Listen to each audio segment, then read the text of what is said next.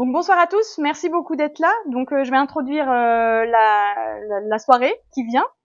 Et je vais commencer par vous dire que si vous nous suivez sur les réseaux sociaux, et d'ailleurs si c'est pas le cas, vraiment je vous invite à le faire. Donc on est sur Facebook, Instagram, TikTok.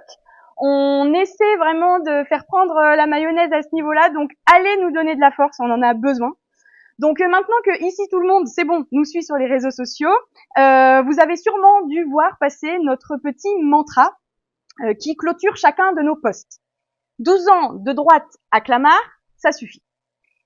12 ans de droite à Clamart, ça suffit, ce n'est pas juste un slogan. Ce n'est pas seulement une parole en l'air. C'est l'expression d'une volonté inébranlable de sortir du mode de gestion autoritaire, opaque, marchandisé, antidémocratique et antisocial qui caractérise une ville comme Clamart aujourd'hui. 12 ans de droite à Clamart, ça suffit, c'est un cri du cœur qui dit « Notre ville n'est pas à vendre ».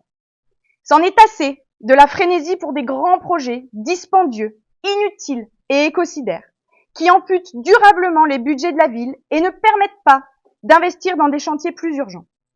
Nous ne voulons plus de la destruction des quartiers sur des motifs fallacieux. C'en est assez de la dégradation continue du logement social et de l'augmentation des loyers, des passoires énergétiques et de la gentrification qui privent les habitants de leur propre lieu de vie. Assez de mépris. Nous voulons tourner la page de la prédation foncière et des stratégies voraces de préemption de tout. C'en est également assez de la stigmatisation de la jeunesse des quartiers populaires. C'en est assez des caméras partout. Nous ne voulons plus d'une ville adaptée sur mesure aux goûts esthétiques et sécuritaires des plus aisés et des investisseurs. Parce qu'il est évident que 12 ans de droite à Clamart, ça suffit, nous disons, en 2026, Clamart à gauche.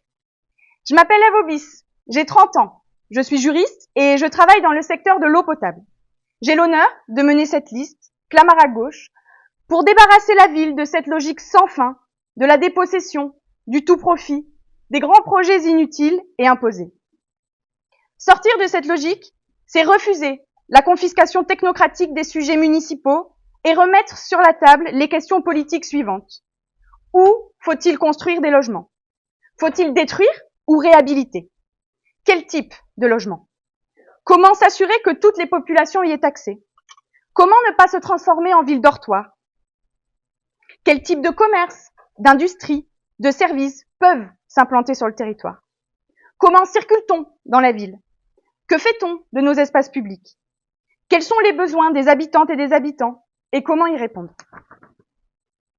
Clamart à gauche, c'est une liste qui porte un programme qui, pour répondre à ces questions, n'aura qu'une boussole. Prendre soin des gens. Prendre soin de toutes les Clamartoises et de tous les Clamartois. Du haut et du bas. Prendre soin. Prendre soin, c'est garantir un logement digne pour toutes et tous. Le droit au logement est le droit le plus fondamental, celui qui permet de se projeter dans l'ensemble des dimensions de la vie. Parce que le logement est un besoin élémentaire, la ville doit être abordable, les logements doivent être salubres. À Clamart, les loyers du parc privé ont augmenté de 10% en 5 ans. Ceux du parc social augmentent chaque année. Plus 1,3% en 2026 pour Vallée Sud Habitat, c'était déjà 3,4% l'année dernière. Comment faire pour se loger à de tels niveaux de prix? Nous encadrerons le prix des loyers du parc privé, nous nous battrons pour le gel des loyers sociaux. Prendre soin, c'est commencer la révolution écologique. Clamart jouit d'une situation exceptionnelle en Île-de-France. Nous avons un bois, il y a de nombreux jardins privatifs en ville. Mais cela n'empêche, la dernière décennie a été marquée par une artificialisation spectaculaire de la ville. Une première mesure urgente sera de sortir de la logique de prédation foncière et de bétonisation que l'on ne connaît ici que trop bien. Il nous faudra débétonner Clamart. Pour commencer, arrêter de gaspiller, de détruire pour reconstruire. Arrêter les projets immobiliers sans fin et sans limite. On sait que la destruction et la reconstruction de logements collectifs produisent jusqu'à 80 fois plus de déchets que leur réhabilitation. On sait aussi que du point de vue démocratique, ces projets s'imposent toujours aux habitants. Ce n'est pas acceptable. Et puis, nous végétaliserons la ville, partout où l'on peut, même en zone dense. Prendre soin des gens, c'est également refuser qu'ils puissent crever de chaud chez eux l'été et grelotter de froid l'hiver. Prendre au sérieux la rénovation thermique des logements, accompagner tout le monde, y compris les bailleurs sociaux. Prendre également au sérieux la création des îlots de fraîcheur urbains. Prendre soin, c'est également ne pas accepter avec fatalité la pauvreté, la dégradation des conditions de vie et les files d'attente à l'aide alimentaire. 11% de personnes à Clamart vivent sous le seuil de pauvreté. Comment pouvons-nous accepter cela? Prendre soin, c'est avoir l'ambition de porter des propositions de transformation sociale concrètes. À notre échelle, nous le pouvons. Nous créerons la sécurité sociale alimentaire clamartoise pour garantir à tous ceux qui en bénéficieront l'accès à une alimentation choisie, de qualité, en quantité suffisante, bonne pour la planète et rémunératrice pour la paysanne ou le paysan qui la produira. Cette expérimentation nous permettra de développer des marchés et des épiceries coopératives, faisant d'une pierre deux coups. Développer les commerces locaux et les rendre accessibles à tous, tout en ayant une politique alimentaire ambitieuse pour ceux qui mangent et pour ceux qui produisent. Prendre soin, c'est être résolument antiraciste, féministe et combattre toutes les dominations déshumanisantes. Nous créerons un bureau communal de lutte contre les discriminations pour faire de Clamart une ville inclusive. En rendant transparente la procédure d'attribution des logements sociaux sur la ville, nous lutterons contre les biais racistes qui peuvent y faire leur lit. Prendre soin, c'est faire confiance à la jeunesse. C'est garantir à chacune et chacun de pouvoir exercer une activité sportive. C'est soutenir les artistes locaux. C'est aussi donner la possibilité à tous, à partir de 16 ans, de participer à la vie démocratique locale, participer au conseil de quartier, initier des référendums d'initiative citoyenne. Prendre soin, ce n'est pas rejouer indéfiniment le couplet de la démocratie participative, vide de sens, mais d'avoir réellement l'ambition de donner du pouvoir aux institutions citoyennes pour créer une nouvelle culture démocratique municipaliste. Nous créerons un budget participatif suffisamment important pour assurer l'intervention populaire dans les affaires communales. Nous organiserons des votations citoyennes sur les grands sujets communaux, comme les projets d'aménagement. Nous favoriserons l'autonomie des associations de la ville. Prendre soin, c'est penser la ville à hauteur d'enfant, c'est refuser la solitude des aînés. Changer la ville, c'est commencer à changer la vie. Parce que nous sommes résolument des artisanes et artisans du commun, nous ne pouvons que dire « Vive la commune de Clamart ». Faisons de Clamart ce qu'elle aurait toujours dû être, une ville pour tous, accessible et abordable, à l'avant-garde de la bifurcation écologique, où chacun peut s'établir pour y vivre dignement. Nous avons l'honneur de nous présenter à vous ce soir et en sommes ravis. Merci d'être venus nous écouter. Je suis accompagnée de nombre de mes colistières et colistiers ce soir. Nous sommes Clamart à gauche, nous sommes la liste soutenue par la France insoumise sur la ville. Et ce soir, nous serons Michel, Anne, Mamadou, Kérina, Loïc, Thomas, Julien, Maïwen et d'autres. Je ne cite pas tout le monde. Voilà. Je vous remercie.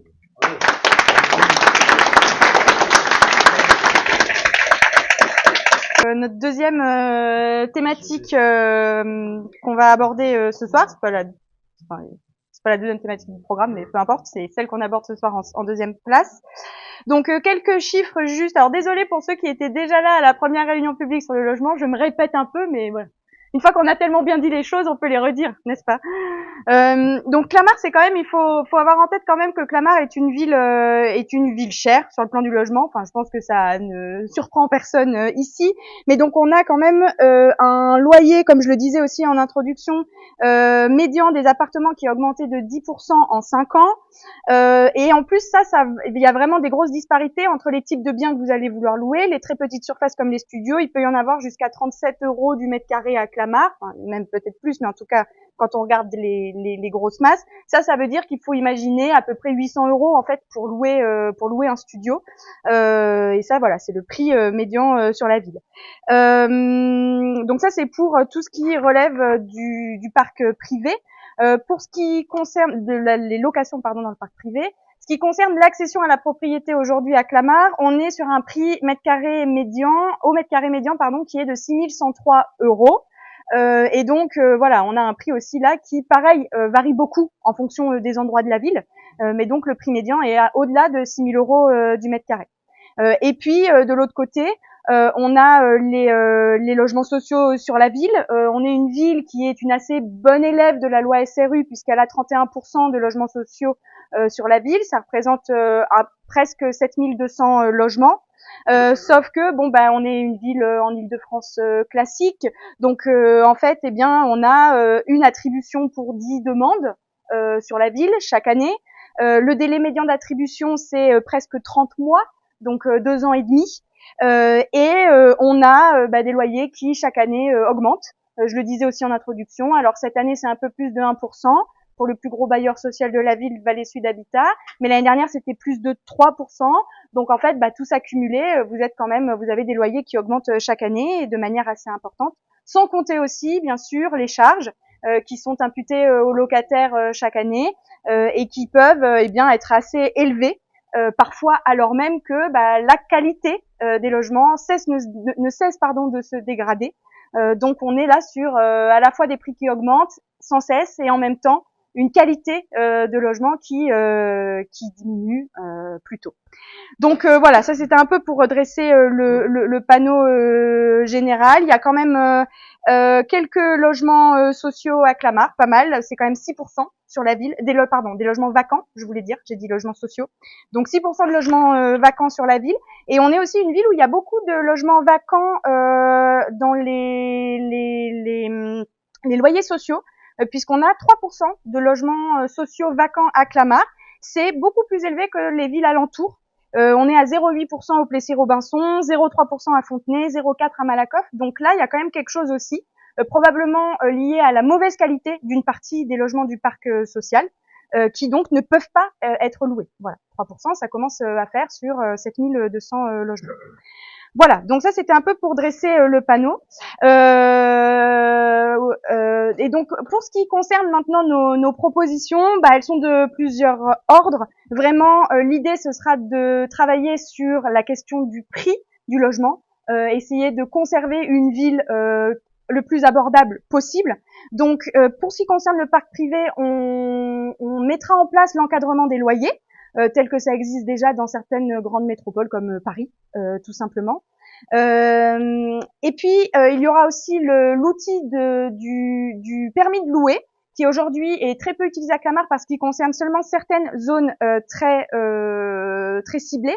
Bien de l'étendre à l'ensemble de la ville. Le permis de louer, c'est pas agir sur les prix, mais c'est agir sur la salubrité, puisque avec le permis de louer, vous devez en fait témoigner, apporter la preuve de la salubrité de votre logement avant de pouvoir le mettre en location.